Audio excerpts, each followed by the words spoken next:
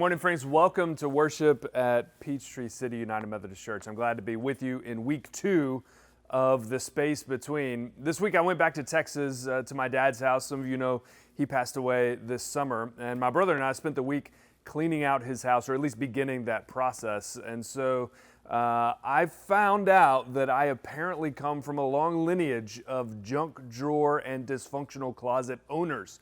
Most of my week was cleaning out my dad's junk drawers, and I tell you what, it's good work, it's fascinating work, and there's a few gems in there amid all of the things that probably just needed to be thrown away. But if you were with us last week, you know that part of our project in this series is cleaning out the junk drawer that is the Old Testament or Scripture more broadly. And so that's what I spent my week doing, and that's what we're going to spend this Sunday continuing to do, is to clean out our junk drawer and bring a little bit of order. Remember, if you weren't with us last week, I hope you'll go back and listen to the sermon.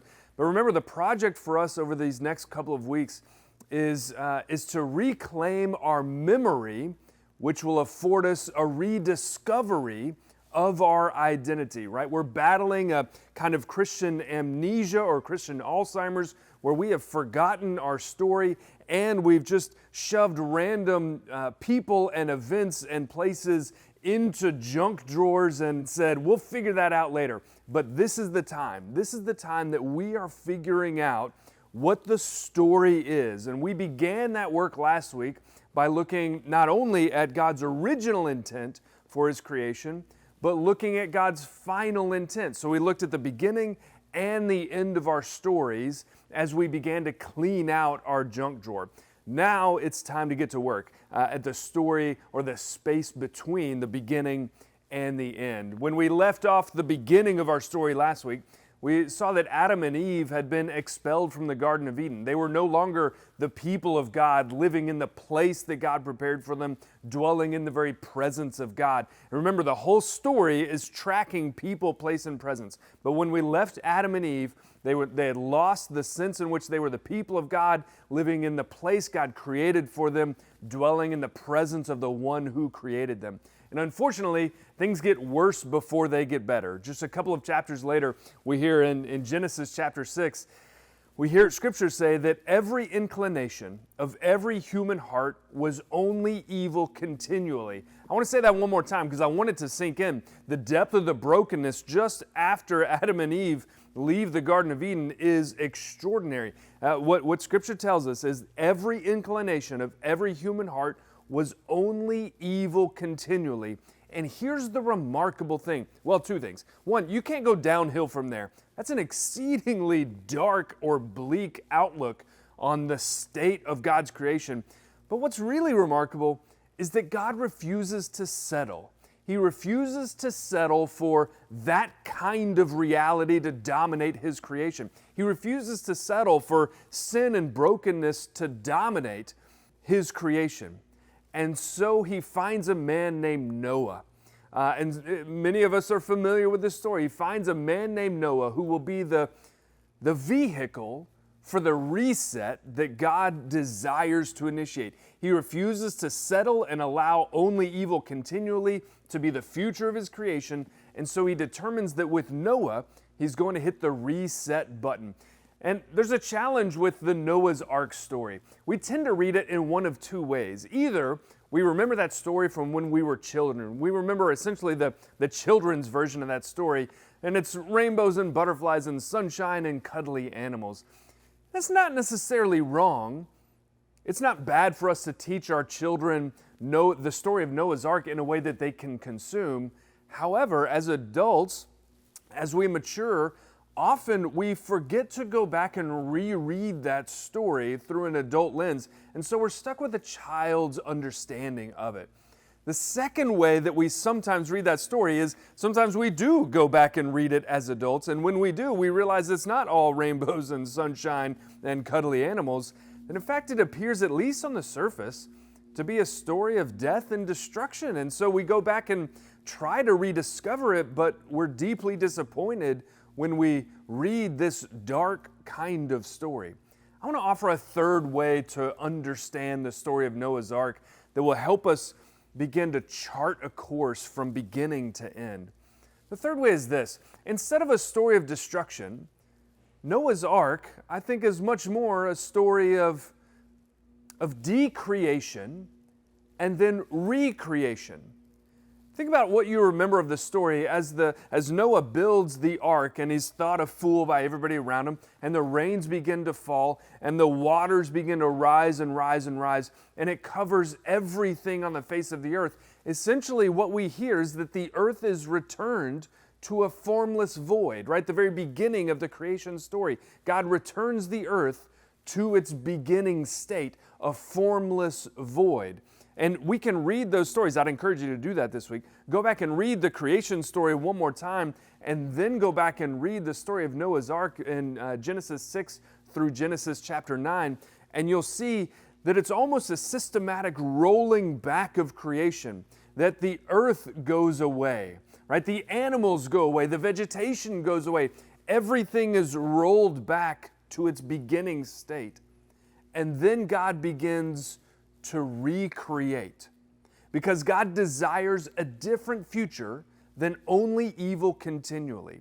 So it's not just a simple story of cuddly animals and rainbows, and it's also not a meaningless, dark death and destruction story. The story of Noah's Ark, the first step in the rescue plan, is that God hits the reset button. He decreates so that He can recreate. And in that work of recreation, God opens up the door for a future with hope. And that's the story of Noah's Ark. At the end of that story, we hear that God sets a rainbow in the clouds as a sign of the covenant that He makes, that He'll never hit that reset button again. And He'll never have to hit that reset button again, because we've begun the journey from beginning to end. We've begun the journey in the space between. A couple chapters later then, the work of God's rescue plan begins in earnest. And this is a story that many of us are familiar with. It appears in Genesis chapter 12. And at the very beginning of that chapter, God calls out to a man named Abram. He later becomes known as Abraham, but it's the same person. God calls to Abram and says this in Genesis 12. Now the Lord said to Abram, "Go from your country and your kindred and your father's house to the land that I will show you. And I will make of you a great nation. I will bless you and make your name great, so that you will be a blessing. I will bless those who bless you, and those who curse you I will curse. And in you all the families of the earth shall be blessed." It's an extraordinary statement from God. And this is essentially the first time that we're hearing of Abraham, right? The first time that God interacts with Abraham, it's an extraordinary gift and blessing. But did you catch what the content of it is? God is going to give Abraham a land. In other words, God promises a home. God promises a place. And God also promises that Abraham will have descendants as numerous as the stars, that God will have a people again. And the implication is that God will travel with those people. God will be present with those people. What happens in Genesis chapter 12, even at the very beginning of the rescue plan, is that God charts a course to the return of His people to His place in His presence. That's the promise. Incidentally, we've all heard Israel referred to as the promised land. Well, it comes back to this verse. It comes back to this passage. God promises that the descendants of Abraham will have land, that they will have a home in which they can reside. This promise is unsolicited, it's unearned. That's the gift of it. I think sometimes we assume that God invented grace with Jesus. But the truth is, from the very beginning of our story, from the very beginning of God, God has always been a God of grace. Right? Think about even the small portions that we've covered so far. In the story of Adam and Eve, we've already heard grace extended, because the consequence of eating the fruit of the tree of the knowledge of good and evil was death, and yet God offers grace and mercy. Right? In the story of Noah's Ark, God refuses to allow only evil continually to be the future, to define the future. God offers grace and recreates with new hope. And here in Abraham's story, not because he earned it, but because God desired to give it, God offers a promise that one day he would again have a people who would live in a home that God prepared for them, in the presence of the God who made them. Now, that story doesn't unfold exactly like Abraham expected it to unfold. What we hear is that God makes his way from Ur, which is in modern-day Iraq. He makes his way from Ur to what we know of as Israel. But there's a famine in the land, and so Abram, with his family, travels down to Egypt. They spend some time in Egypt, and there's a kind of a weird story with Abraham and his wife and Pharaoh. I'm going to let you go read that on your own. But then they return to what you and I know as Israel, the promised land. It was then called Canaan. They return to Canaan. And they're blessed there by a man named Melchizedek in Genesis chapter 14. That's the origin, by the way, of what we call the tithe. Melchizedek offers Abram and his family bread, but he also offers them a blessing. And in return, Abraham offers to this high priest Melchizedek a tenth of all that he has. That's the origin of our tithe. But then God almost senses that Abraham is beginning to get anxious. By the beginning of Genesis chapter 15, years have passed between Genesis 12 and Genesis 15. And so I get the sense that God understands Abraham's getting a little anxious because Abraham doesn't have any children. Remember, the heart of the initial promise that God makes to Abraham is your descendants will be as numerous as the stars. But in order to have descendants as numerous as the stars, you have to have at least one descendant to begin with. Abraham still has no children, and so God shows up and reiterates for Abraham, I'm going to fulfill this promise. But Abraham's a little ornery about it. And he says, yes, but how am I going to know that this promise is going to be fulfilled? How am I going to know, God? It's been years since you made this promise. I still don't have children. At this particular moment, God does something rather strange.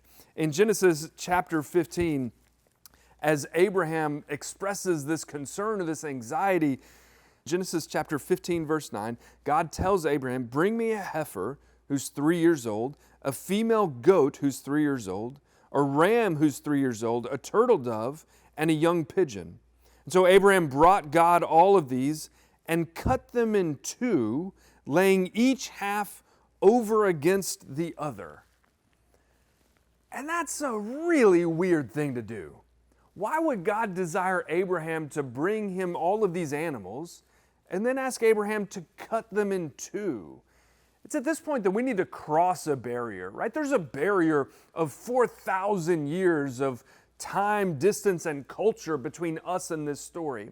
And those who originally wrote this story, those who heard this story in this culture, knew exactly where this story was headed. When they hear about these animals being brought to God and cut in two, the original hearers and tellers of this story knew exactly where it was headed.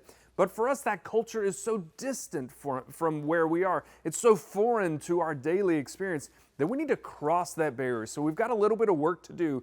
Hold on with me while we do some of this work, because I think the payoff is extraordinary. In the ancient Near Eastern world, right, that's where Israel, or at that time Canaan, that's where Canaan is located, the ancient Near Eastern world, it's built on a family culture, right? Everything happens within the family, but occasionally you would need to make an agreement or an arrangement with somebody who's not in your family. And the challenge is you can't just go down to the courthouse and have a notary public sign a contract that you had a lawyer draw up for you to arrange this agreement between you and somebody who's not in your family.